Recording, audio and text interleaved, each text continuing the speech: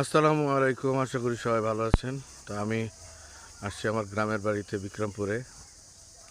তো আপনাদের আজকে একটা ব্যাপার দেখাবো, চলেন, যে আমাদের গ্রামে কিভাবে আলু ক্ষেত করে এবং আলু ক্ষেত থেকে আলু হয়ে গেলে কিভাবে উঠায়। তো চলেন আমরা যাই আজকে ক্ষেতের ভিতরে আলু উঠানো দেখতে।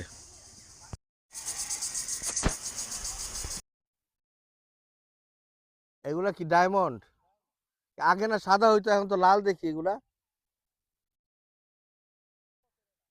ও, এগুলা তো আগে আগে বেশিরভাগ বগুড়াতে হইতো, বগুড়াতে। ও, এগুলার কোয়ালিটিটা মনে হয় একটু ভালো না? হ্যাঁ, লালটা ভালো। ওই পাশে আবার সাদা। ও, এই যে দেখেন এখানে লাল আলু এগুলা, এই যে লাল। ওই পাশে আবার সাদা, সাদাটা দেখাইতেছি আপনাদেরকে। এই যে দেখেন এগুলো সাদা আলু, এই যে হলুদ। এই যে আবার নতুন করে এটা তুলতেছে এটা। আলু কানিতে কতগুলা হয়, কয় মন হয় এক কানিতে? 400 মন। এখন কত করে মন চলতেছে? 600 টাকা ক্ষেতের থেকে? ও, ক্ষেতের থেকে 600 টাকা। দেখছেন কিভাবে উঠাইতেছে? হুম, কই? না, আর ওখানে যাবো না। ওই যে এই যে এই আলুটা এখনো তুলে নাই, এটাকে বিছন রাখবে আর কি। হ্যাঁ, এটা বক্স করে আর তারপর কোল্ড স্টোরে রাখবে। সামনের বার আবার এটা যাতে বোনা যায়। এত অনেক বিছন তৈরি করছে দেখা যায়। ও, বিছনের তো দাম বেশি। কত করে বিছন? 15,000 টাকা মন? এখানে কত মন হইব, ওই যে প্রচুর এটা? 200 মন?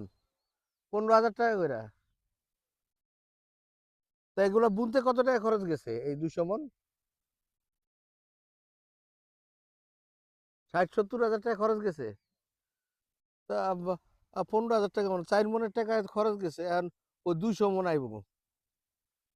200 মন তো প্রচুর। হ্যাঁ ভাই, এখানে বিক্রি হইব 30 লাখ টাকা এই 60-70 হাজার টাকা খরচে। তো বড় লোক হইতে যে বেশিক্ষণ সময় লাগবে না। আসলে এটা আপনি জেনুইন করতেছেন?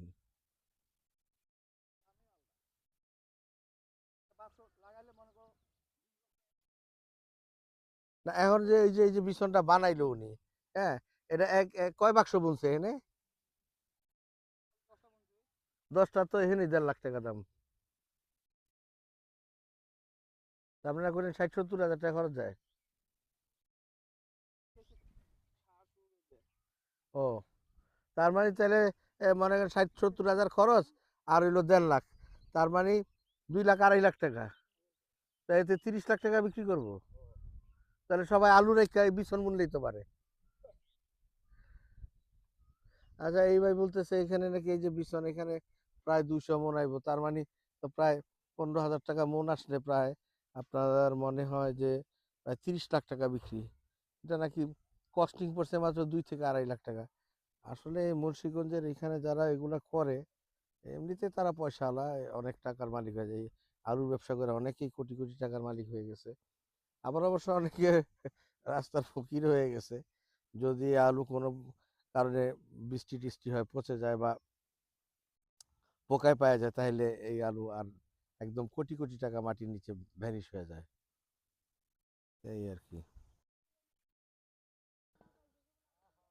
এই যে আলু তুলতেছে।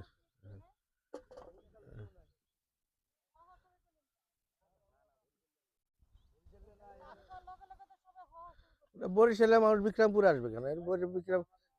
বিক্রমপুরে টাইম আছে নাকি বরিশালে মানুষের? যায়, ওই মুরব্বি কইছে সব জায়গায় যায়। এই যে আলু ভরতেছে দেখেন। এই যে দেখেন, ওই যে ওইভাবে সেলাই করতেছে। সেলাই কইরা এগুলা নিয়ে যাবে কোল্ড স্টোরে। এগুলো কোল্ড স্টোরে রাখবো নাকি? বরিশাল থাকলে না, একটা, আর পরে অন্যান্য কিছু নেই। ডিস্ট্রিক্টে তো আছে, বিক্রমপুরেও আছে আমাদের এখানে। দেশের বাড়ি হলো রংপুর কুড়িগ্রাম এই সাতক্ষীরা থানা ওই যে রংপুর কুড়িগ্রামের 1 ছেলে, নং ওয়ার্ড।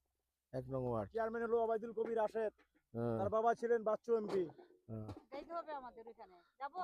এই ওই আপনাদের যে। ওখানে আলুর ক্ষেত নাই, হিনাসে এত দূরে কাজ করতে, আছে, ঘটনা কি? আছে। তাহলে মানুষ হ্যাঁ। এখান থেকে বিদেশে যায় কেন কাজ করতে? কি জন্য যায়? এখানে কাম আছে না? কেন আপনাদের ওখানে নাই? কাম তো এখানেও আছে, বিদেশ কি জন্য যায় মানুষ? এটা বলেন আগে। সব জায়গায় কাজ আছে। তো এগুলাই লেখা আছে।